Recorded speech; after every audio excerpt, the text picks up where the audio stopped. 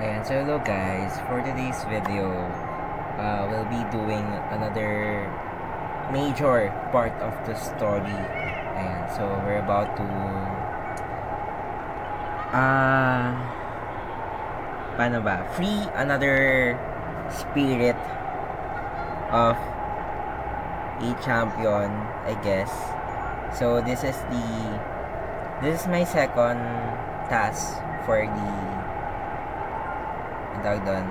Divine Beast. Ayan. So, I'm sorry guys, walang audio. Though, hindi ko naman kayo inoo na magandang, na magandang gameplay about it sa game na to. Pero, ayan, siguro, I'll just narrate some parts. Ganyan. Ayun. Yun lang.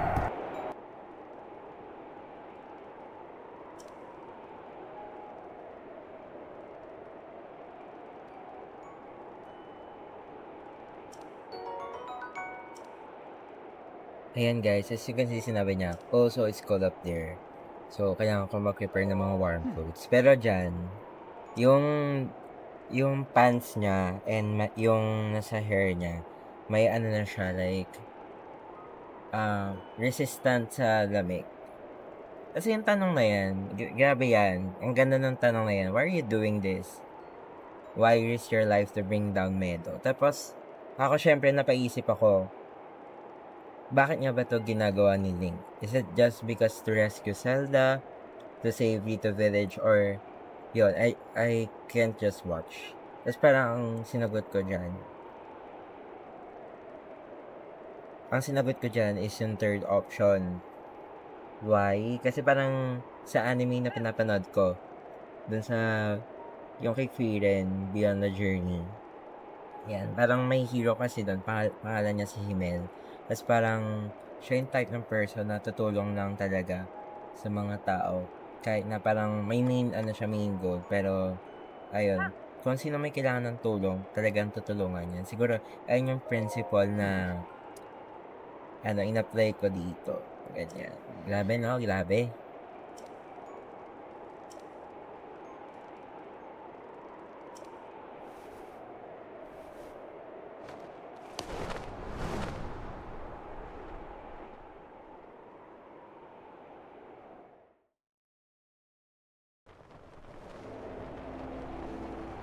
Grabe guys, sobrang tuwa ko sa animation dyan. Like, super amazing for me. Like, ang ganda. Ang ganda. Ang ganda.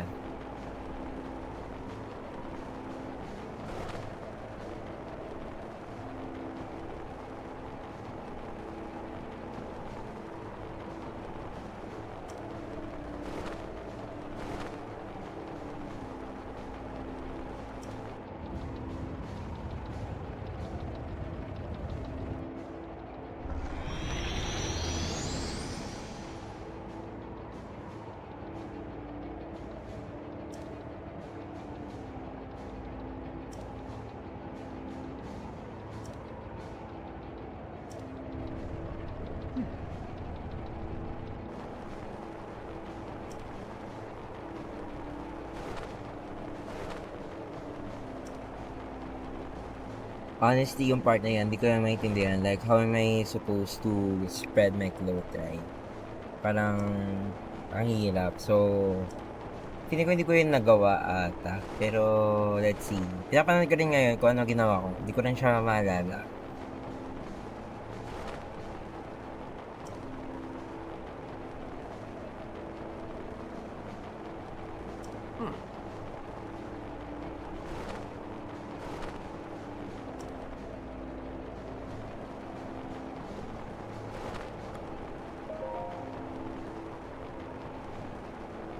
Here we go.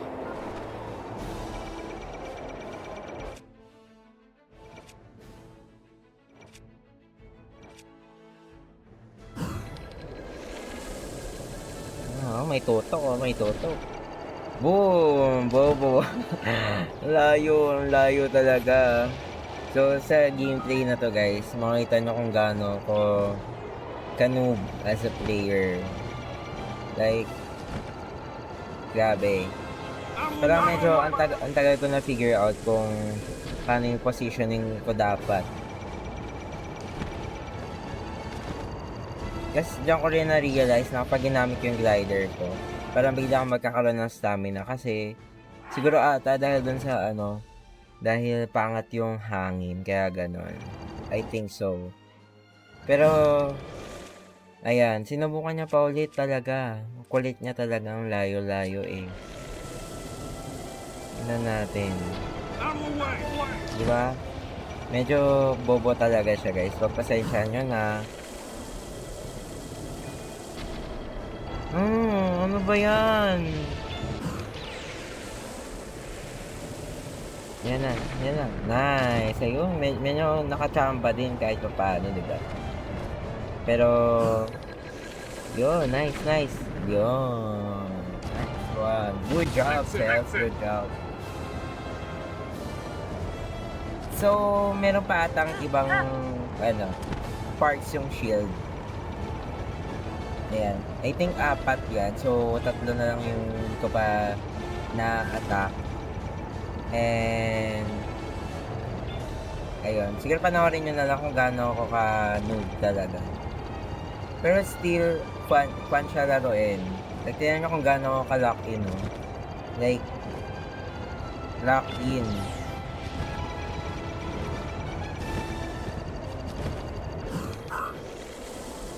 Sana tumama. Nakakaya pag di tumama yan. Oh my god. Sorry. Sana hindi na frustrate yung mga nanonood sa akin kasi ayun nga eh, medyo hindi pala medyo, talaga. Hirap panoorin talaga. Ay, pumili pa talaga siya. Talaga naman.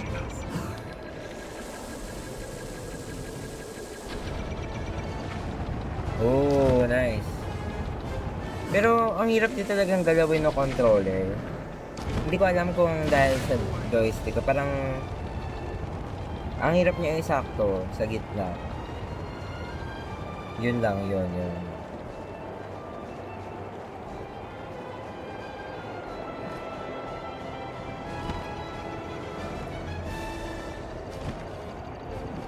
So, dito sa part na to, medyo nakukuha na natin kung gaano dapat kalapit yung distance para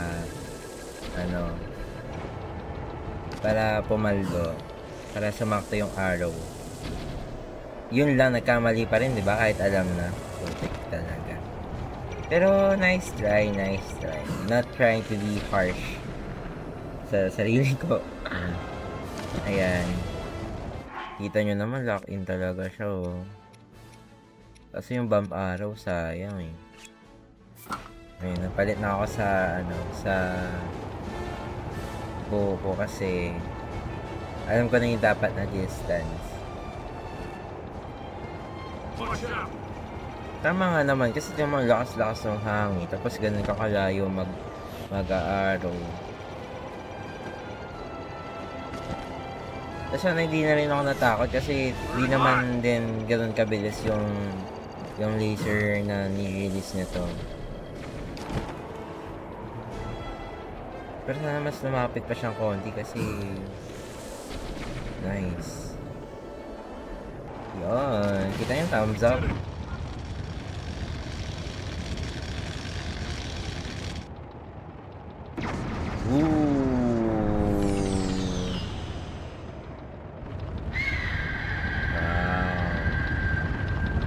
Yung mga ganyang part, guys, like yung parang animation, parang may scene, ayun yung favorite part ko sa mga gantong game. Parang it feels like I'm part of the story. Ganyan. So yun yung scene,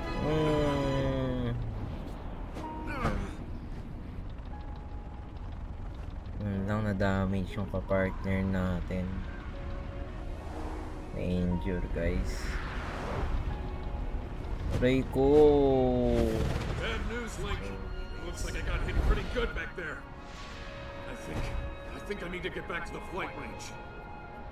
I just hope that I can make it back. You head down to Meadow. Good luck. It's all you. Oh.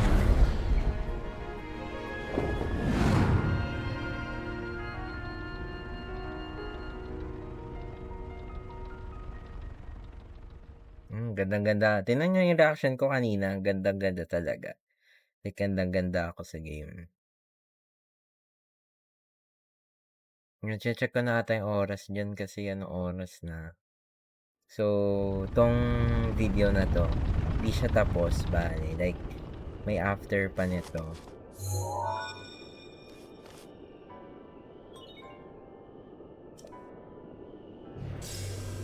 Ayan. So, sa ano din, dun sa, tawag dito. I've seen that face before. Ano, I had a guys? feeling you would show up eventually, but making me wait 100 years is a bit indulgent. Hala, gandang-ganda talaga ako. Tingnan nyo. Like, super, I mean, kahit na parang sinishade niya si Link. Or like, parang, ano, tawag dito. Parang hindi compliment, let's say. Pero, nafe-feel ko yung ano eh. May nafe-feel ako sa You're here kanya. to wrest control of Meadow away from Ganon, correct? Parang, yung pride niya binabaan niya, If so, then ganon. the Para first thing you tulungan want si to do Link. is find yourself Parang back. in-accept niya na si Link yung magliligtas sa kanila, sa kanya, ganon. Parang, ano, nirecognize niya. That Kung grindstone has the information for the layout of this device. recognize niya si Link, yun. There. And, super na-touch talaga ako na parang tinutulungan niya si Link. Same kay Mifa. Though si Mifa kasi parang may unresolved feelings kay Link eh. Like, ang tawag doon,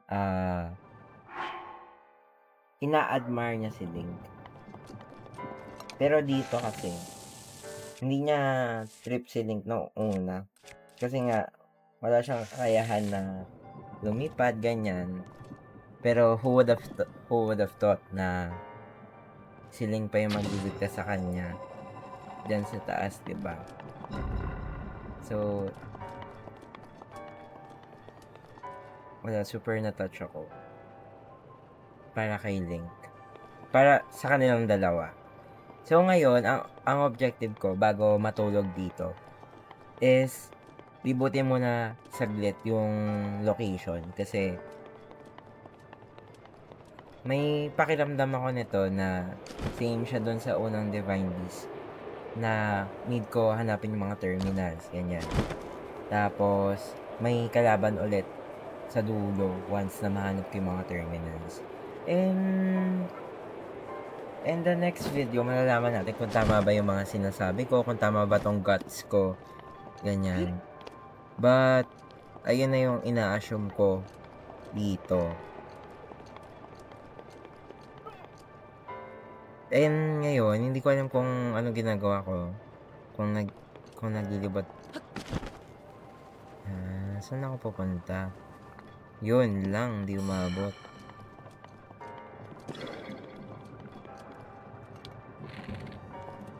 So, para mawala pala yung mga parang nakapalibot sa kanila.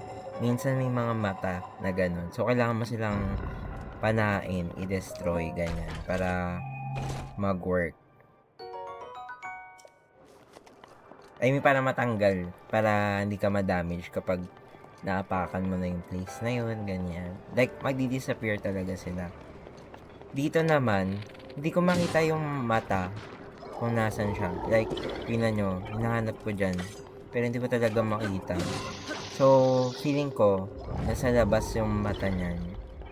Kaya, umalis na lang ako dyan. Tapos guys, tingnan nyo yung shield ko. Ang ganda ng shield ko, no? May kinalaban ako online before dito sa story na to. And nakuha ko yan, yung shield, pati yung ano niya, yung sword niya.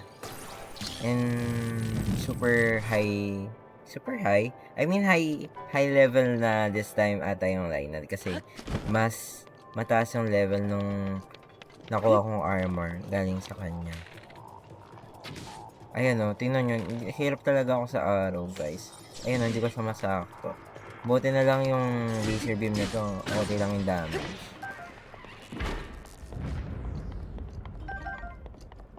Ano ba? Ayan na yung first terminal ata 'to. Since parang nakita ko na siya dito, pinuntahan ko na rin siya para at least may progress, gano'n. Para konti na lang yung anin ko kinabukasan.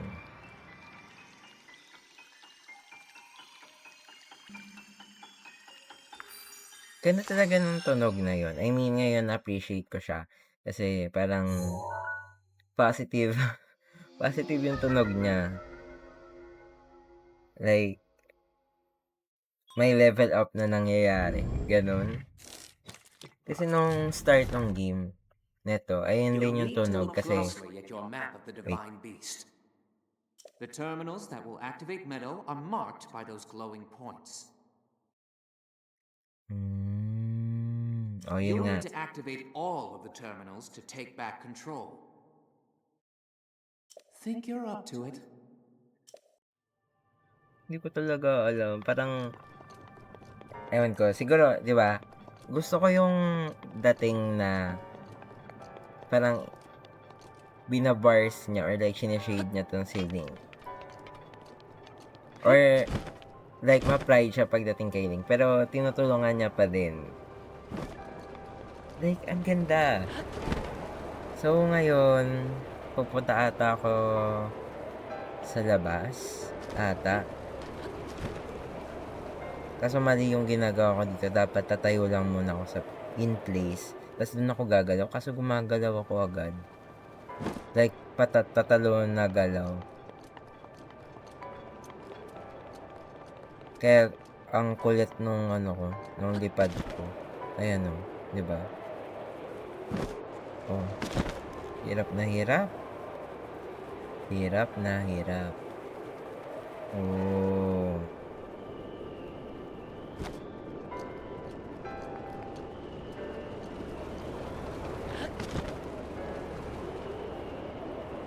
Ayan, dito guys, may assumption ako na dito mangyayari yung battle. Like, yun yung assumption ko nung una. Kasi, may mga pampalipad eh. I mean, may function siya para sa Divine Beast. Pero, in my mind, tingin ko pampalipad sila.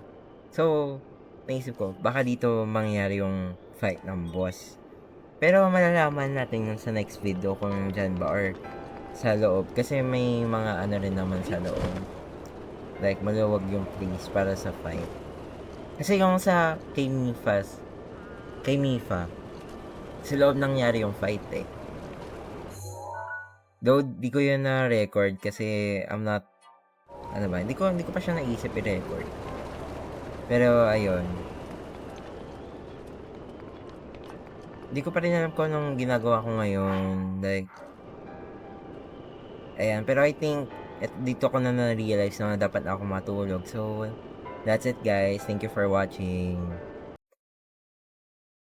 And, please, wait for the part 2. Kasi medyo mahaba yung part 2 nito eh.